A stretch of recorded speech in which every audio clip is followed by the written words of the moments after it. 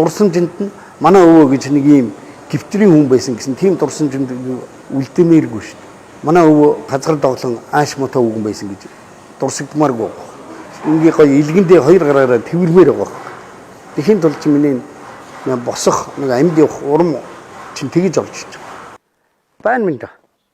Хавар цаг сайхан юм а дүү мэн удахгүй ярина гэсэн чинь яг ярьдаг байх шүү гэж. Өглөө фитнес рүүгээ орсоо тэндээ дасгалаа хийж байгаа. Тэгээд өрөг цэгээмэнийхэнд баригдаад тэгээ нүхтийн аманд сууч байна.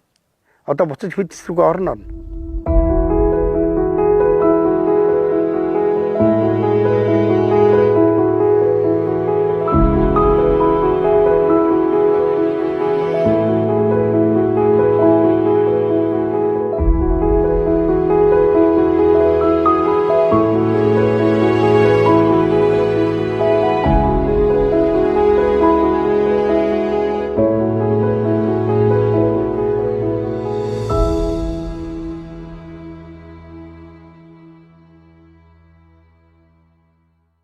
Намайг бол Яндагийн алтан гэрэл гэдэг. Одоо энэ Улаанбаатар хотын хамгийн баруун захын зэг Шуун фабрикт өссөн миний хүүхэд нас.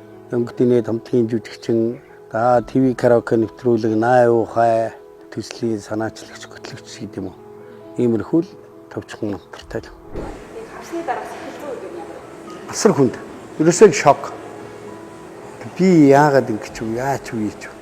Хөдөлгөөн болгон хүний хяналтанд одоо мохоогоор ярихад бол заримдаа нэг амиа юу гүтгэх ч юм уу те ингэж энд яваад шинэ ямар хэрэг байгаа.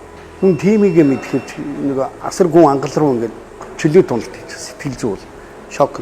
Өөргөө буцаахад тэр гүнээс татаж авах хэрэгтэй болж байгаа. Тэгэхин тулд чи юу вэ нөхөр чи миний төлөө одоо тэр хүн хатангүй гэж байгаа хамаг өсөө бууралт анчууд байж байгаа ханигаа ч юм хараад энэ жил одоо танилцсны 40 жил хийж яваад байгаа юм лээ. Түүхтэй тэгшөө төхөөгд мундаг байгаа шүү. 3 хүүхэдтэй тэгээ ачцээ нартайгаа ингээл бяцхан тэрүүхэндээ нэг ван тулсан байна шүү талтан гэрлэх. Яг тэгээ би ингээ өвдөө хөвж байгаа нэг баяр даваа гэж залууг нэг баримтат кино харвцсан залууг тэрийг хараад асгартлаа. Энэ чи ирээдүй байна шүү дээ. Хүн ийм болдгийм байна шүү дээ. Тэгээ сүүлдээ хүлээж хилж байгаад ингээд тагтайгаа очиод баяр даваатаа уулзаад нөгөөгч дасгал зааж өгөөд миний үеийн залуу байлээ л дээ.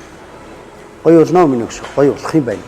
Тийм үг сонссон тэгээд одоо нэг нуруу тэнэгээр цээж нэг дүүрээд хэлж гоё юм байна. Болох юм байна. Тэгээд фитнес гэж хэлсэн. Одоо бол энэ Sky фитнесийн газар бол миний 2 дахь гэр болчихж байгаа. Би чи заримдаа өглөө 9-10 цагт ирээд өдөр 3-4 цаг гэж байна. Миний одоо өдөр тутмын амьдралын тал нь энд өнгөрч байгаа. Энэ танхимчин гоё байдаг байхгүй. Нөгөө эрүүл хүмүүсийн өөрийгөө ялан дийлж байгаа хүмүүсийн энергинд би орчиж байгаа юм чинь мүд гарахыг хүсэхгүй шүү дээ. Хөдлөөд ахаар булчин шүрмэс ядраад байгаа нэг ясны ингээд баярлаад байгаа хэрэг байхгүй. Чи намайг урд нь ингэж ажилуулж байгаагүй шүү дээ гэдэг нөгөөх нь түндрхаад байна шүү дээ. Энэ ядрал өгөөд юм гэдэг. Би организм ажиллаад баярлаад эхлэхээр тархицгаа хүртэл сэргийг сайхан болно. Хүний амьдрал хүртэл ингээд эрүүлэр бодож эхэлдэг юм шүү дээ. Хөөх би одоо яа дараагийн 10 жил би яах вэ? Тэгэд миний хүүхэд хидтэй болцсон байх вэ? Цэцэнээр яах вэ? Тэгэд би яатсан байх вэ? Ээжийн тэр хан дүүрэн номын тавиураас дүүрэн номтой. Би сэмэрхэн хулгайлж үзсэн. Тэгээ буцаагаад яг ном баруун талаасаа дөрөвдөгт байсан бол буцаагаад уншичаад сэмэрхэн баруун талаасаа дөрөвдөгт нь хий. Тэгэл гоё кино мано үзэн. Гэхдээ ганцаараа нөгөө кино мано гэж дуурайн. Өөрөө дотроо бол яг тэр кино жүжигчин шиг алаад байгаа шүү. Нэг тийм л романтик хүүхдээсэн. Тэгэл 10 төгссөн чил юу яана гэдэг жүжигчин болно гэж шийдчихсэн. Биокомпонент 9 дугаар ангид сурж байхдаа гот руу ирээд багшийн дээд сургууль кино драмын анги байдаг гэж судалсан. Тэгээ кино драмын ангийнхныг гот руу орж хайж хөөж олж уулзаад одоо энэ нэвтрүүлэгч цавуугийн анги. Тэгсэн чинь тэдний ангийнх ярьдаг байсан гэсэн. Нэг өнчүү хүүхэд ганцаараа л явж идэх байхгүй. Тэгээ нүд бүдний өнчүү барийн шиг яваад исэн юм шиг. Тэгж явж байгаа. Тэгээ жүжигчний ангид 85 онд 10 төгсөөд конкурс өгөөд тэг чин хотоос инх туу одон чимэг одооны манай ангийнх. Тэгээ энэ дуучин ариунаа гавьяач үзчих чинь оюун бэлэг энэ төр. Их олон хүүхдүүд бүгдээрээ нэг төгсөлтэй. Би ер нь ингэдэж штэ нэг байна. Яг ийм асуулт ирэхээр айгаад идэх байхгүй. Гичнээн дүр бүтээж юу яаж вэ? Би ч нэг тийм олон ч кино манууд тоглоог. Ягаад гэхээр чинь өөрийгөө би нэг олигтой жүжигчин биш гэж боддог байхгүй. Голдгийг. За яг жүжигчнийхээ тал дээр бол нэг тийм гавьтай ч нөхөр биш дээ чи. Жишээ нь сайхан жүжигчд Монголоор нэг байна шүү дээ. Жишээ нь Золбоот ч юм уу те Ухааны Батбаатар ч юм уу. Нэг бол Болд Эрдэнэ ч юм уу. Сайхан жүжигчд байдаг байхгүй. Жинхэнэ нөгөө дүрийнхээ амьдралаар ингээ амьдраад тэдэнтэй өөрийгөө харьцуулахаар чинь би чинь гарцаа байхгүй өөш. Одоо чинь төмөр хүйгээс цагаан цангидыг төмөр хүйг төмөр баатар ямар гоё жүжигчд.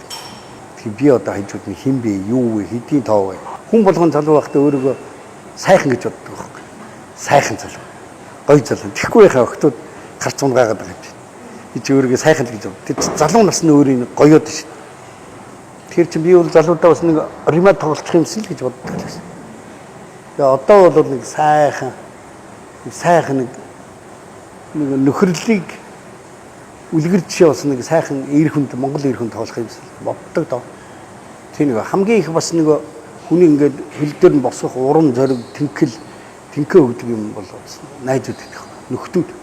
Тэгээ эдгээр чинь ингээд шууд таяггүй байхад таяг болж байгаа байхгүй. Амьдрах ямар их урам. Булчин суларсан үнийг булчин болдог байхгүй найз нөхдүүд. Тэгээ би өөрөө эрүүл саруулда хүний тийм сайн нөхөр байж чадсан уу гэж эргээд ихгүй бодхоос өөр арга. Нөгөө хүний чих их өлөн сонсгол чи айгүй хөгжчтэй байл шүү. Бараг километрийн цаанаас нөгөө алтан гэрэл гоч ингэсэн байна. Зайл ийм болчихч гэж өвчин нэрээ алах юм аа. Тэгээ эхлээд айгүй хэцүү. Нулимс гарчих гэдэг. Нэрээ тийм шүү. Тэгээ одоо би эвлэрэхгүй гэдэг яах юм. Үгүй штэ би хэмэндэ гэдэг гашгараад чадахгүй шүү. Энэ гоо гараад зүгчсэн үү? Манай харин бүр эсрэгээр хайрлах хэрэгтэй юм байлээ.